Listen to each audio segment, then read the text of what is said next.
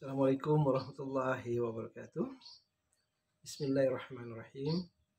Alhamdulillahirrahmanirrahim. Allahumma salli ala sayyidina Muhammad. Anak-anakku sekalian dimanapun kalian berada, semoga kalian selalu sehat, selalu dalam rahmat dan kasih sayang Allah Subhanahu wa taala tentunya. Dalam kesempatan ini, di video kali ini, ayah ingin memberikan nasihat kepada kalian bahwa pentingnya menjaga hati, qalbu. Hati adalah seperti raja, maka bala tentaranya semuanya akan tunduk patuh kalau hatinya itu bagus. Jadi semua berawal dari hati. Kalau hati ini kotor, rusak, maka yang lain, pasukan-pasukan yang lain, anggota tubuh ini akan rusak. Pikiran, mata, mulut, telinga, tangan, langkah, kaki, semua akan mengikuti kata hati. Kalau hati ini bersih, dia akan semua panca indera yang lainnya akan melakukan hal-hal yang bersih.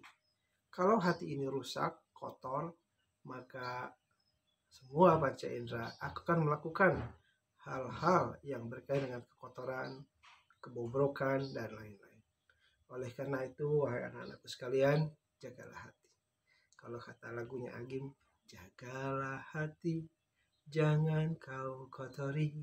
Jagalah hati, lentera hidup ini. Masya Allah. Dalam hal hati, ada 6 penyebab yang bisa membuat hati kita rusak, menurut Imam Hasan Al-Basri. Jadi kerusakan hati manusia itu disebabkan oleh 6 perkara.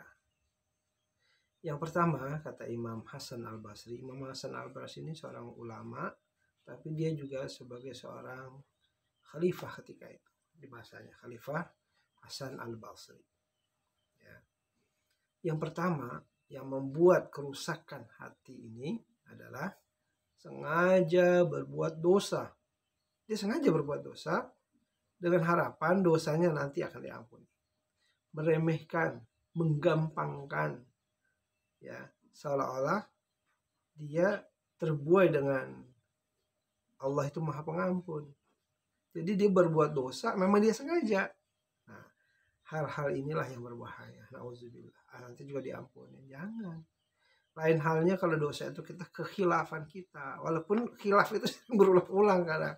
Itu saja tidak baik. Apalagi ini disengaja dengan melakukan berbuat dosa. Dan dosanya itu dengan dia tahu bahwa Allah itu pengampun. Nanti juga. Artinya dia meremehkan berbuat dosa. Nah, inilah yang bisa menyebabkan rusaknya hati kita. Karena dia nanti lama-lama akan terus tuh berbuat dosa, gemar. Dari mulai dosa yang kecil, dosa yang sedang, dan dosa yang besar. Sehingga dia nanti tidak merasa seperti pembahasan kita sebelumnya. Nanti hatinya lama-lama qalbun mayit, hatinya bisa mati. Karena dia gemar berbuat dosa. Nah, ini dia sengaja berbuat dosa dengan harapan dosanya nanti akan diampuni. Padahal belumlah tentu dosa-dosanya akan diampuni oleh Allah. Yang kedua yang menyebabkan hati kita ini rusak, wahai anak-anak sekalian, memiliki ilmu tapi tidak diamalkannya.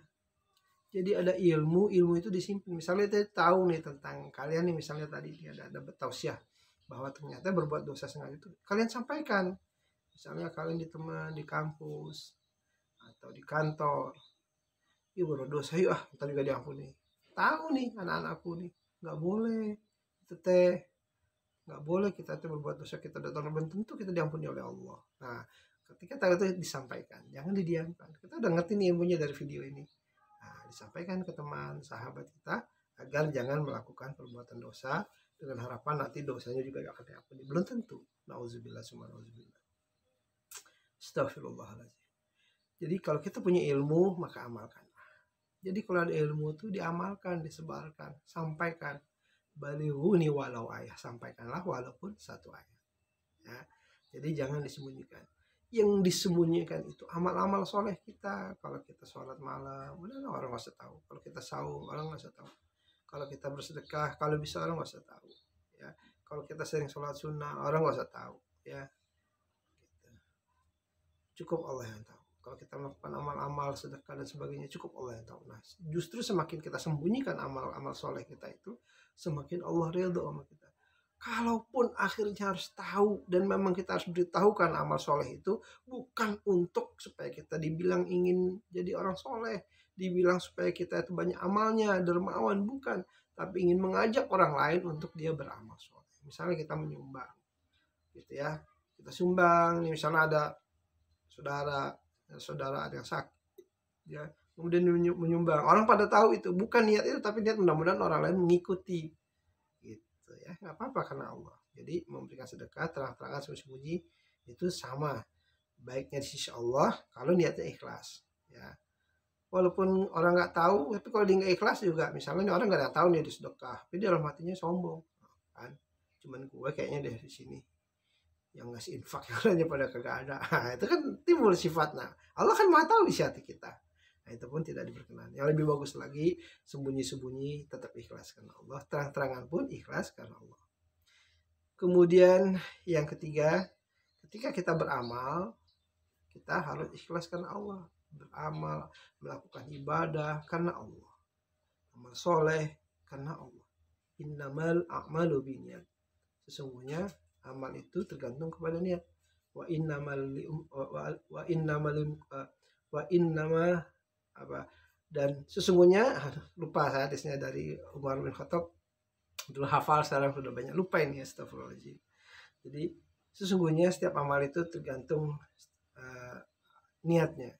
Barang siapa yang niatnya karena Allah, karena Rasul, maka dia akan mendapatkan pahala dari Allah dan Rasul. Tapi kalau niatnya karena ingin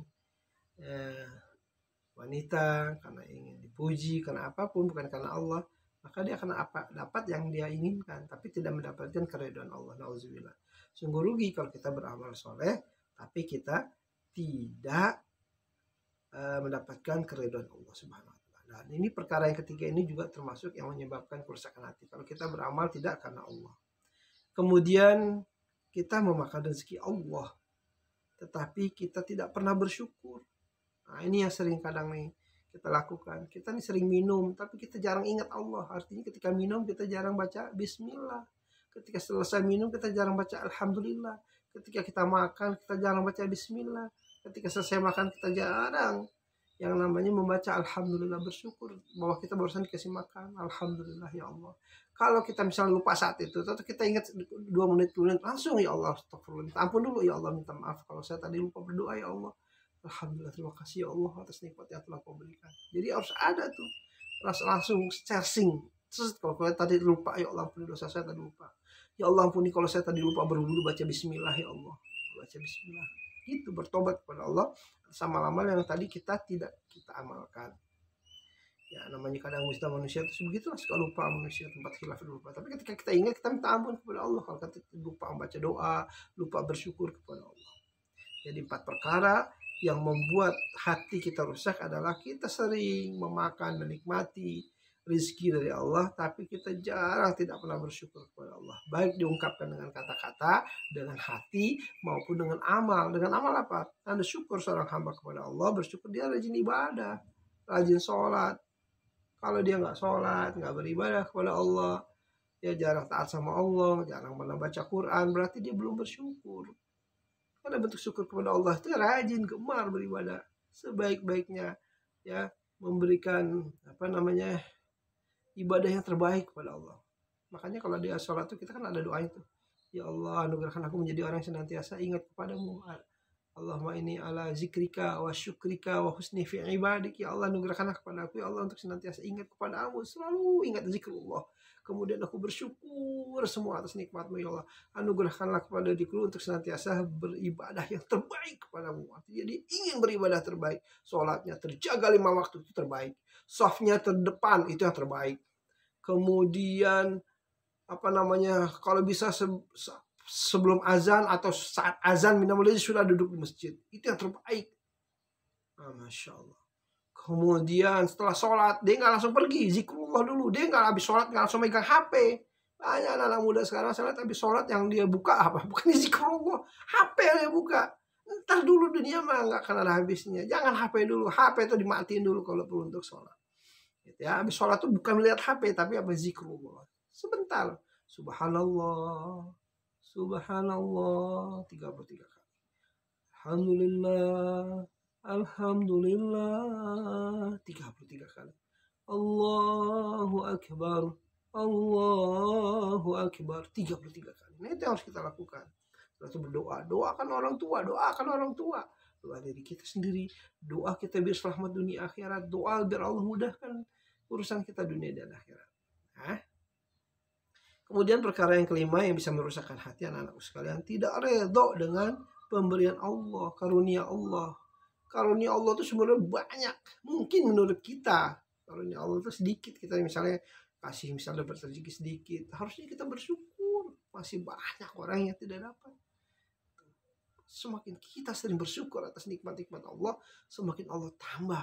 Semakin kita mengeluh tidak bersyukur atas nikmat-nikmat Allah, pemberian Allah Subhanahu wa taala, justru Allah akan murka kepada kita. Kalau Allah udah murka kepada kita, bukan lagi dikasih sama Allah, dicabut nikmat-nikmatnya, bahkan Allah akan memberikan azab kepada kita. Macam-macam azab Allah tuh.